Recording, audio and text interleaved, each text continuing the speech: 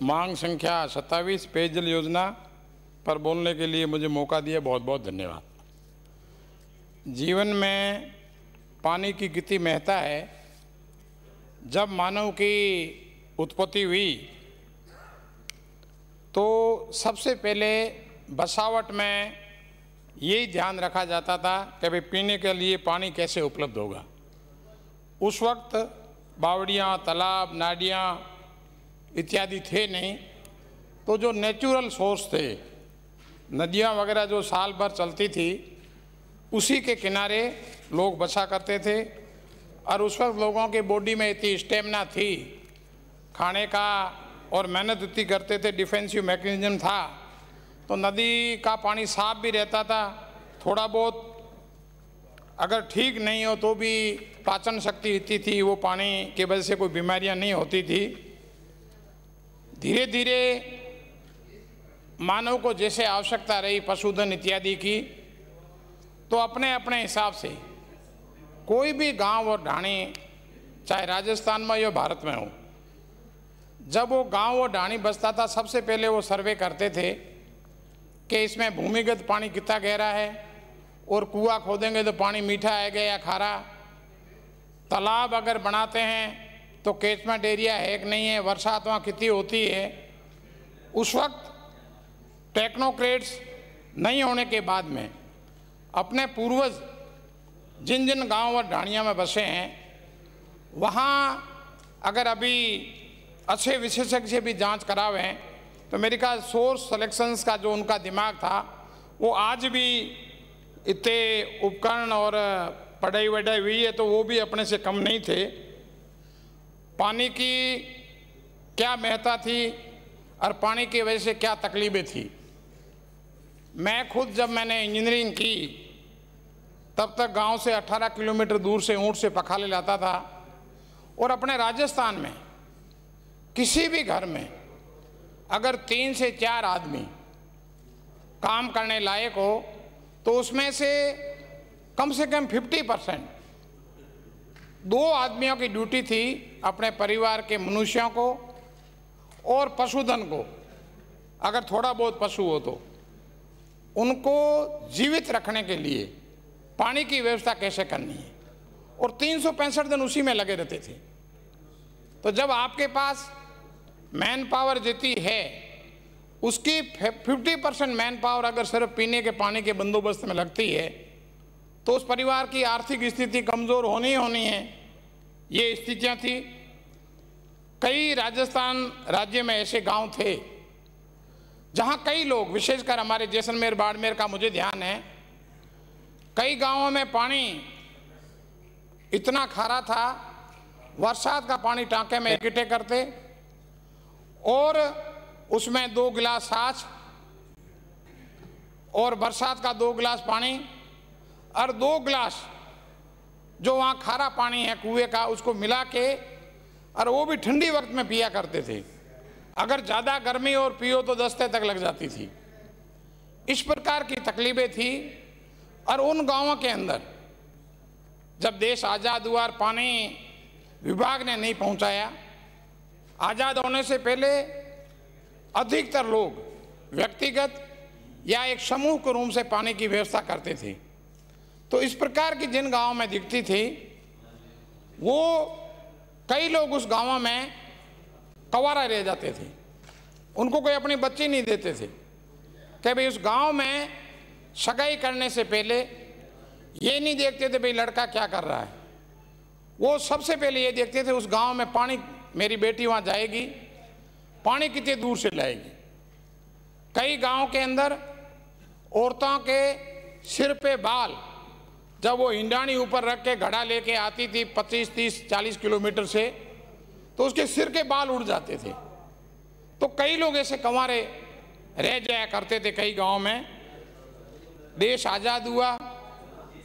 आज कई विषयों पे बोलते समय माननीय विपक्ष के सदस्य ये कहा करते हैं कि भाई ये कांग्रेस ने क्या किया।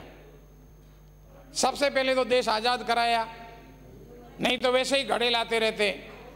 और जब देश आज़ाद हुआ उस वक्त जो सिस्टम था जो एडमिनिस्ट्रेशन थे, ऑफिसर्स थे, वो एक राजतंत्र से निकले हुए थे।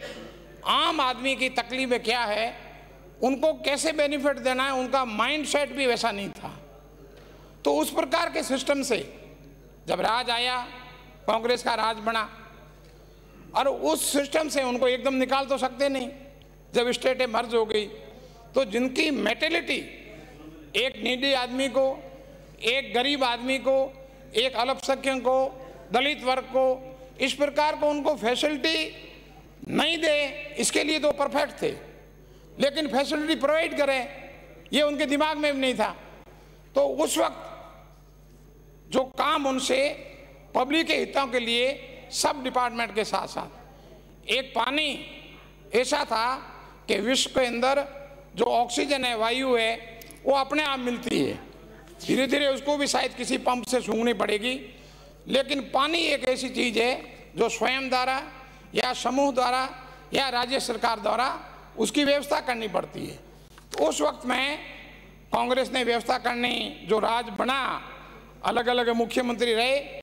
और मैं आपको कहना चाहता हूं कि 1951 से ले और 1990 तक 40 वर्ष की अवधि में मात्र 2.5 वर्ष बीजेपी का राज रहा है, 77 से 80 तक। 40 वर्ष में 37.5 वर्ष कांग्रेस ने राज किया।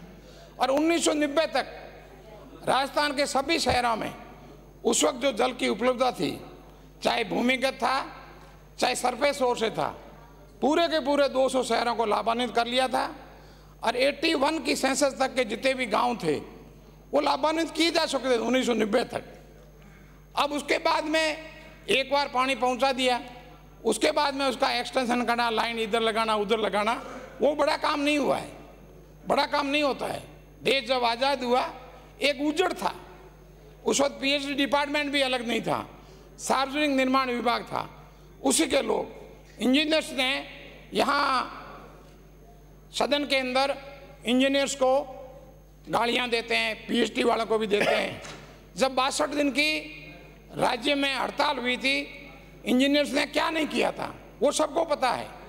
तो ये जो देश की हालत थी, राज्य की हालत थी, इन इंजीनियर्स ने मिलके, और ये जो धीरे धीरे बेड़ा बढ़ाया, सोर्सेज सेलेक्ट करना, उसमें लंबी लंबी दूरी तक पाइपलाइन लगाना और उसको मेंटेन करना, ये बहुत बड़ा काम था।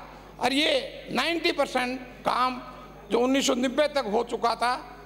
ये बात दूसरी है कि अभी ग्राउंड वाटर से जो हुआ था वो स्थितियाँ अपने यहाँ अनुकूल नहीं थी। ग्राउंड वाटर जो हजारों वर्ष से ज़मीन के अंदर था, उसके अतिरिक्त अधिक दोहन से जब ये सप्लाइयाँ हुई, खेती भी करने लगे, तो अधिक दोहन से धीरे धीरे पानी कम हुआ। अपने राज्य में 292 पंचायत ब्लॉक के सर्वे के अनुसार अभी तो पंचायत समितियाँ अधिक हो गई है, 300 से ऊपर है, लेकिन जो ग्राउंड वाटर सर्वे हुई उस वक्त 292 थी। आज की तारीख में स्थिति ये है कि पूरे राज्य में सिर्फ 45 ब्लॉक ऐसे रहे हैं जो सेफ जोन हैं, बाकी में पानी निकालना खतरे की घंटी बजती है। और इसकी भी जो प्लानिंग की थी कि भाई ग्राउंड वाटर सोर्स से सरफेस पे इसको लिया जावे, इसकी शुरुआत माननीय मुख्यमंत्री महोदय अशोक जी गहलोत साहब ने की थी। मुझे इस चीज़ की जानकारी इसलिए है कि 8 से 13 तक मैं राजकीय नौकरी में था, मैंने भी चर्चा की, मुझे निर्देश दिए गए कि भाई इसके बारे में क्या करना चाहिए। मैंने कहा साहब ऐसी स्थिति आएगी, अगर शीघ्र ग्राउंड वाटर से स्विच ऑन नहीं किया गया तो हाई तो वो मच जाएगी, स्टेट को खाली होना पड़ेगा पीने पानी के लिए। माननीय मुख्यमंत्री जी ने निर्देश देके हमारी एक टीम थी, उसमें एक अग्रिम कार्य योजना बनाई। राजस्थान में 33 जिले हैं, उसके अंदर एक कार्य योजना बनाई भी। इंदिरा गांधी से 10 जिलों को रखेंगे, हनुमानगढ़, गंगानगर, बीकानेर, चूरू, झुंझुनू, सीकर, नागौर, जोधपुर, जैसलमेर, आंशिक बाड़मेर, क्यों बाड़मेर को थोड़ा नर्मदा से लिया है। चंबल नदी से कोटा, झालावाड़, बारां, भरतपुर, धौलपुर, सवाई माधोपुर, भीलवाड़ा, 8 जिले। बिसलपुर बांध से जयपुर, अजमेर, दौसा और टांक। नर्मदा से जालोर, सिरोही और कुछ पार्ट बाड़मेर का। जवाई से पाली और स्थानीय बांध जो उदयपुर में हैं, उसमें उदयपुर, डूंगरपुर, बांसवाड़ा, प्रतापगढ़, चित्तौड़गढ़ और राजसमंद। और ईश्वरदा इत्यादि से करके अलवर का कुछ पोर्शन वगैरह ये उसमें लिया। इस प्रकार की कार्य योजना बनाई और इस कार्य योजना का अल्टीमेट ये था, मैंने भी कैलकुलेशन करके बताया कि मैंने कहा साहब स्थिति ऐसी आएगी 2080 या 2090 में जब ये सरफेस सोर्स का पानी है वो भी इंदिरा गांधी नहर वगैरह से अपन सिंचाई नहीं कर पाएंगे और ये पानी सिर्फ पीने के लिए जो डिमांड बढ़ेगी धीरे धीरे उसी पे आएगा। उस वक्त कुछ ऑफिसर ने कहा कि भाई खेती बगैर कैसे चलेंगे, मैं खेती तब करेंगे जब पानी पी के जीवित रहेंगे। तो ये स्थिति 70-80 साल के बाद आनी है और ये जब कार्य योजना बनी उसके बाद में उसी पीरियड में माननीय जितेंद्र सिंह जी ने फरमाया उस वक्त 22,000 करोड़ की उस 5 साल में परियोजनाएं बनी और उसकी लागत लगभग 22,000 करोड़ की परियोजनाएं बनी और उसके अंदर 16,000 करोड़ के वर्क ऑर्डर जारी हो गए, लेआउट दे दिए और काम शुरू हो गए। लेकिन जैसे ही 13 से 18 तक भाजपा की सरकार आई उसको कामों को रोक दिया गया, उस फाइलों को सूंघा गया, देसी घी की है डालडा की है। 2 वर्ष तक काम रुके और उस वक्त अधिकतम पाइप भी आए हुए थे। 2013 में मैं भी खड़ा हुआ था, हार गया। गांव में जाते बड़ा दुख होता था, वेस्टर्न राजस्थान में और जगह कांग्रेस के अशोक जी की टाइम के गाड़े पाइप लाए हुए आंधी से धूल से भर रहे थे लेकिन डालने के लिए काम बंद कर लिए। और 2 वर्ष की इंक्वायरियों के बाद अलग अलग कमेटियां बनाई और रिजल्ट ये निकला, कमेटियों की रिपोर्ट थी कि अगर इसमें से कोई भी प्रोजेक्ट अगर आप निरस्त करते हो, विड्रॉ करते हो, रीटेंडर होते हैं, 1000 करोड़ की कॉस्ट बढ़ेगी। कौन इसकी जवाबदार कौन है? एजीटी 2 वर्ष के बाद में हाँ करके छोड़ी, लेकिन वो भी काम लगभग अधूरे रहे। जब दोबारा तीसरी बार अशोक गहलोत जी मुख्यमंत्री बने तब जाके ये काम हम शुरू हुए, इसमें अधिकतम पूरे हो गए हैं। लोग कई बार कहते हैं कि कांग्रेस वाले एक तरफा काम करते हैं, अशोक गहलोत जी सिर्फ जोधपुर में ही देते हैं, शंकर सिंह जी रावत साहब अभी यहाँ बिराजे हुए नहीं हैं, मैं ब्यावर अय्यन रहा हुआ हूँ, वो वहाँ प्रधान थे जब मैं अय्यन था, मेरे पारिवारिक संबंध है। तो उनको ये था भी अशोक गहलोत जी मेरे टॉटगढ़ एरिया की करेंगे ही नहीं, ठीक है ना। वो हड़ताल पे बैठ जाते, भूख हड़ताल करते। मेरे व्यक्तिगत दोस्त थे, मैं जाके मिला, मैंने कहा मैं चीफ इंजीनियर हूँ, राज का नौकर हूँ, लेकिन मैं बात सही कहूँगा मान लेंगे, आप हाथ जोड़ी करता हूँ हड़ताल छोड़ो, मैं जाके सीएम साहब से रिक्वेस्ट करूँगा। मैंने 310 करोड़ का प्रोजेक्ट बनाया और 1 ही मिनट के अंदर उन्होंने सैंक्शन कर लिया। एक बार मेरी तरफ थोड़ा देखा कि ये मैं कहा वो टाटगढ़ है और उस एरिया में बहुत ग्रामीण लोग रहते हैं, गरीब रहते हैं, आदिवासी रहते हैं, पानी की तकलीफ, तुरंत सैंक्शन कर लिया। फिर मैंने उनसे रिक्वेस्ट की, मैंने कहा मुख्यमंत्री साहब इसका शिलान्यास कराना है, बीजेपी के एमएलए हैं लेकिन उनका पत्थर पे नाम लिखना है और उनको बैठक में आपके पास बिठाना है कि वो संबंधित विधायक है। उन्होंने चीफ सेक्रेटरी वगैरह चर्चा की, उससे पहले पार्टी के बैठते थे, तो उन्होंने कहा कि भाई कर तो लूँगा लेकिन वो शंकर सिंह जी आएंगे। मैंने बात की, मैंने कहा साहब आपको कार्यक्रम कराना है, तो उनके भी जो उस वक्त के बोस थे उन्होंने पूछा तो उन्होंने कहा कि भैया अशोक गहलोत जी ने सैंक्शन की है, चीफ इंजीनियर तुम्हारा दोस्त है, तुम बैठो भले। पत्थर पे नाम लिखा, 25-30 हज़ार की भीड़ हुई, खुद अशोक जी गहलोत सर के पास बैठे थे। तो ऐसी बात नहीं है जो कहा जा रहा है। अशोक जी गहलोत साहब का दिल बहुत बड़ा है और वो भी पानी के महकमे में ऐसा कुछ करे ऐसा है नहीं। और उसके बाद में ये 2013 से 18 तक कोई विशेष नहीं हुआ।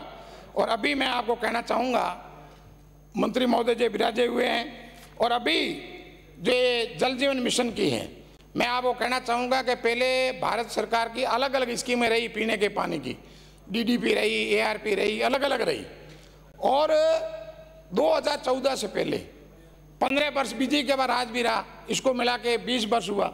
उस पर अधिक टाइम भारत सरकार कांग्रेस की थी, उन्होंने कभी व्यय नहीं की कि अपना जो यहाँ की स्थितियाँ हैं, भौगोलिक स्थिति है, पानी की जो उपलब्धता है सतही और ग्राउंड वाटर की, और रेगिस्तान है, तो अपने और पॉपुलेशन डेंसिटी है, पूरे भारत में 400 आदमी रहते हैं पर वर्ग किलोमीटर, राजस्थान में रहते हैं 200 आदमी, जैसलमेर मेरी विधानसभा में रहते हैं पर वर्ग किलोमीटर 17 आदमी।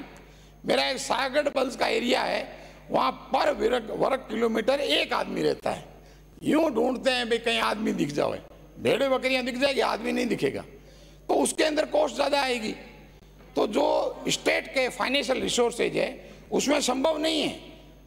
अब पेयजल आप इंजेक्शन लगाते हो कोरोना के तो ही कहते हो हमने फ्री दिए, ये तो फ्री होता है, भारत सरकार का काम है। वहाँ कौन सा प्रधानमंत्री तगारी उठा के पैसे कमा के लाते हैं, यहीं से जाते हैं। तो पेयजल हवा के बाद में पहली आवश्यकता है। उसमें जो वर्षों से देश आज़ादी से लेके 90 और 10 का रेशो अभी भी हिल स्टेशन में चल रहा है, लेकिन राजस्थान के इसलिए कटौती की क्योंकि यहाँ कांग्रेस का राज है। तो ये चीज़ नहीं होनी चाहिए। इसमें अपन को सबको मिलके कि आज अफसरों ने मेहनत करके अपने राजस्थान में 222 शहरों के अलावा 43,325 गांव हैं। इसके अंदर 43,000, इसमें से 38,443 गाँव की लगभग 9,367 योजनाएं और इसकी लागत है 67,273 करोड़, ये स्वीकृत कर चुके हैं, जो टोटल गाँव के लगभग 89% है। तो राजस्थान ने स्वीकृतियां सब कर ली है। अब वो पैसा अब कोई बाकी है, 4,000 समथिंग गांव है, 15,000 करोड़ की सैंक्शन और आएगी तो 82,000 करोड़ के आसपास होगी। अब 2024 का लक्ष्य दे दिया। अब स्टेट 50%, 40-41,000 कहाँ से फैलेंगे? दूसरे को स्कीम में थोड़ी बंद कर पाएंगे। पैसा तो है वही है। अपन और हर विभाग में चीराफाड़ी करते हैं, यहाँ पैसा कम दिया, यहाँ ये करो, एमएलए के ज़्यादा है। तो पैसा तो जो 2 लाख करोड़ जो अपना बनाते हैं उसी में तो है। पीएचडी की स्कीम चलानी भी है। तो इसमें जो भारत सरकार ने गलत किया है, अपन को सबको मिलके, और ये रेशो है वापिस जो अभी हिल एरिया के राज्य है उसमें है 90-10 का, तो अपने राज्य के लिए 90-10 करने के लिए पक्ष और विपक्ष को मिलकर अपन को करना चाहिए, ताकि 2024 कोई भी एस्टीमेट लेते हैं उस टाइम पूरा नहीं होता है, लेकिन 25-26 तक ये पूर्ण हो जावे, ये मेरा आपसे निवेदन रहेगा। अब मैं राज्य के लिए कुछ सुझाव देना चाहूँगा माननीय मंत्री जी को। ये जो पानी अपने पास उपलब्ध है, चाहे भूमिगत है चाहे सतही सोर्स का है, ये पानी ज़्यादा नहीं है। अपन जो पूर्वज करते थे उस चीज़ पे अपन को आना पड़ेगा। जैसे भी बरसात होती है, अपने राजस्थान की पॉपुलेशन करीबन 7.5 करोड़ है, तो लगभग 1.5 या 2 करोड़ घर है। अपन को ऐसी योजना लानी चाहिए। हमारे बाड़मेर जैसलमेर में पानी की ज़्यादा तकलीफ थी। एक घर में अगर 10 आदमी हैं, पीने के पानी के लिए 10 लीटर की आवश्यकता रहती है पर डे, तो 365 दिन में रेनी डेज होते हैं, 60 दिन बरसात आगे पीछे होती है, टांका भर जाता है। और उसकी जो छत वगैरह होती है या गार गोबर करके आप टांका बना लो, 50,000 लीटर का टांका बनाओ, और घर में 10 आदमी हैं और 5-7 मेहमान भी आते हैं, तो 12 महीने पूरा हो जाएगा। तो अपन को पीने के पानी के लिए सभी जगह ऐसी परियोजना हो, पीएचडी को दे, क्या पीएचडी पानी का सब कंट्रोल करने वाला है। हर हाउस के अंदर टांका बन जावे, मेंटेनेंस उसकी वो करे, कोई अनुदान वगैरह दे, उसकी पूरी मॉनिटरिंग करे कि भाई 1.5 करोड़ घर है, इतने घरों में बन गए, इतना में घर है, इतना बन गया, ताकि पीने के पानी की। अभी पारिक साहब बोल रहे थे, मैं भी पाली ऐसी रहा हुआ हूँ, तो जब जवाई में पानी नहीं होता है तो हाथ पैर फूल जाते हैं। तो ऐसी स्थिति में अगर शहरों और गाँव के अंदर इतनी सुनिश्चितता हो जाए। प्लीज कंक्लूड करिए। अब मैं कुछ सुझाव और देना चाहूँगा। एक तो विशेष करके जो गर्मियों के अंदर वाहन और मजदूरों की सैंक्शन देते हैं, वो वेस्टर्न राजस्थान में एरिया को देखते हुए, पाइपलाइनों की लंबाई को देखते हुए, और उस जगह थोड़े अनुपातिक रूप से अधिक दें। कई जगह सोर्सेज में पानी है, मवेशी ज़्यादा है, बिजली कम आती है, तो पीएचडी को चिन्हित करके ऐसे जहाँ जगह हैं वहाँ डायरेक्ट फीडर कर दें, ताकि उसे उत्पादन बढ़ेगा। इसी प्रकार वेस्टर्न राजस्थान में जहाँ ट्यूबवेल बहुत गहरे हैं, एनर्जी की खपत ज़्यादा होती है, पाइपलाइनें लंबी है, पानी की डिमांड भी इसी तरह एलपीसी से भी कम पड़ती है, तो उस एरिया में ये जो इसका पंपिंग मशीनरी का, पाइपलाइन का ये जो बजट होता है, ये अनुपातिक रूप से अधिक दें। लेबर की भर्ती करीब 40 वर्ष पहले बंद हो गई है। तो पूरे राजस्थान में जितनी भी स्कीम है उसको आउटसोर्सिंग एक कार्य योजना बना के और 3-4 महीने में टाइम बाउंड करके सैंक्शन कर दे, ताकि ऐसा नहीं है मजदूर नहीं है, मेंटेन नहीं हो रही है। विभाग का काम ट्यूबवेल और हैंडपंप खोदन का रिक्स मशीन है, प्राइवेट कॉन्ट्रैक्टर से कराते हैं, लेकिन विभाग की मशीनें सब पुरानी हो गई है। कुछ विभाग के पास ही होनी चाहिए। ट्यूबवेल हैंडपंप फेल होते ही ठेकेदार लेट करता है, तो विभाग के पास नई मशीनें लेनी चाहिए। इसी प्रकार जो आने वाली गर्मी है, कई जगह एमएलए साहब भी कहते हैं, सब लोग हम लोग भी कहते हैं, मैंने भी देखा है, तो जॉइंट नहीं है, रबर रिंग नहीं है। 31 मार्च तक जिस जगह जिस डिवीजन में जितनी आवश्यकता हो चिन्हित करके और ये सुनिश्चित करें मंत्री जी के लेवल तक, प्रिंसिपल सेक्रेटरी साहब के एसीएस के लेवल पर, कि भी मेरे हर डिवीजन के अंदर जो आइटम रिक्वायर्ड है वो स्टोर में आ गया है। इसी प्रकार जितनी भी जीएलआर और सीडब्ल्यूटी है पशुओं के लिए, वो कई वर्षों की बनी हुई टूट। कंक्लूड करिए प्लीज। अब घरेलू का एक मैं लास्ट में मेरे जैसलमेर विधानसभा कहना चाहूँगा। मेरी विधानसभा में 464 गांव की सैंक्शन होनी थी, इसमें 369 गांवों की सैंक्शन 740 करोड़ की हो गई है। अब मेरे 95 गांव बाकी है, उसमें से 73 गांव बॉर्डर एरिया के हैं। सागट बल्स पे पाकिस्तान के बॉर्डर पे रहते हैं, वहाँ खारा पानी पीते हैं, वहाँ पर कैपिटा कॉस्ट ज़्यादा आ रही है। तो वो मेरा निवेदन रहेगा मंत्री जी से कि ओवरऑल उसको भी सैंक्शन कर लें, तो मेरी टोटलिटी में विधानसभा की पूरे गांव की 1.25 लाख पर हाउस आएगी। अब इंडिविजुअल वो गांव कम है, लेकिन स्कीम उसकी और नहरी क्षेत्र में गांव हैं जिसमें 22 जिलों के लोग रहते हैं, 3 राज्यों के रहते हैं, वो गंदा पानी नहर का पीता है, तो उनको मिला के सैंक्शन करें तो टोटलिटी 1.25 आएगी। तो मेरे ये जो कुछ गाँवों की सैंक्शन बची हुई है, ये सैंक्शन टाइम पे हो जाए, ये मैं निवेदन करना चाहूँगा। मुझे इस मौके पे बोलने का मौका दिया, बहुत बहुत धन्यवाद।